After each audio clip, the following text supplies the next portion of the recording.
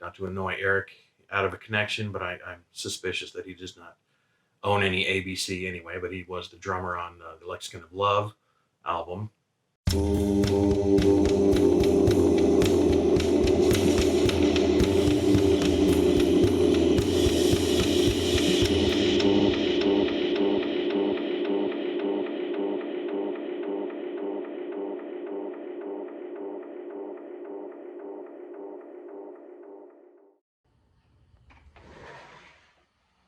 Hello VC, Plastic Eric here, Plastic Soundwave Colt, here for another edition of Collection Connection, the game that's just an excuse to talk about music.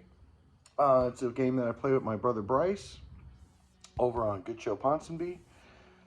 He does his picks every Thursday, I do mine every Monday, he does every Thursday, I do every Monday. Back and forth, we find a connection between an album that he shows and an album I show, and we've been stringing along this chain for the last couple of years.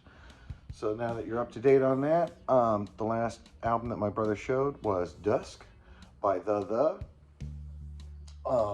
This is the second entry that Bryce has done with The. He did Mind Bomb before, which I really did like that album. I like this one too, but they're almost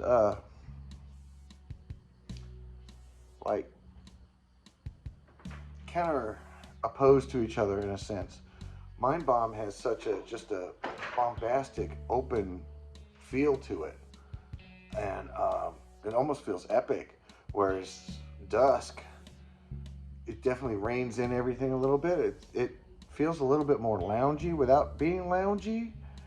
In a sense, maybe it's because I compare the two. It makes it seem, but it's a much more personal space in Dusk than it is in Mind Bomb. Mind Bomb is just like open, a lot of reverb, a lot of just big bombastic songs. And this one reins it in a little bit. Still has all the passion, still has all of the cleverness in it that Mind Bomb had. But this one is just, it feels like it's a much more personal, much more introverted album than the one previous to it. I thought it was absolutely fantastic. Again, I need to get more of but you know, life happens, and one day I'll see him out in public. When I saw out in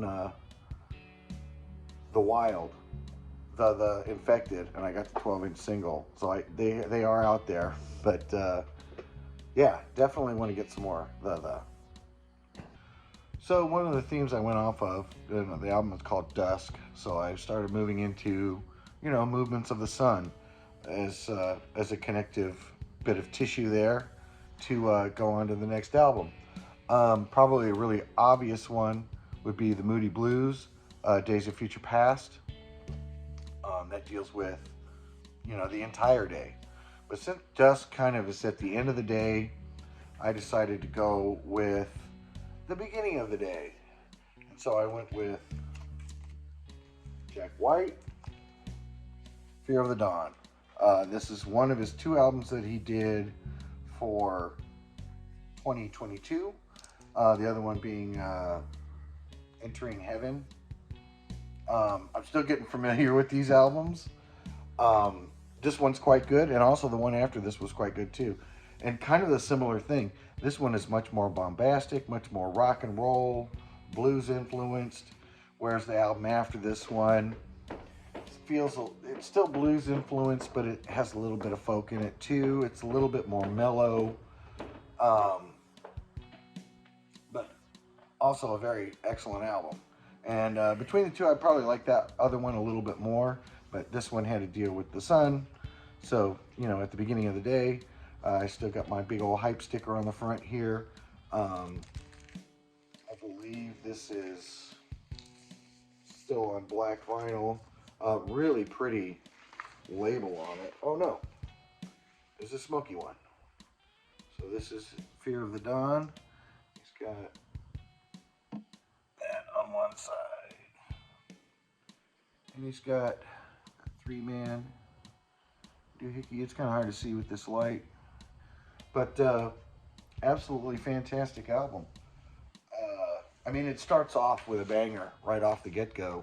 um, "Take Me Back" or "Take You Back." Um, quite quite a rocking song, you know. Like he does a good job of starting out this album with a really rocking, you know, title on it. I'm trying to think what the other songs are. So you have "Take Me Back." "White Raven" is good. And then if you notice too, like I changed my lights to blue. If you ever notice with Jack White's albums, they always have a blue, white, and black motif to them. He's big into color. You know, you had the White Stripes.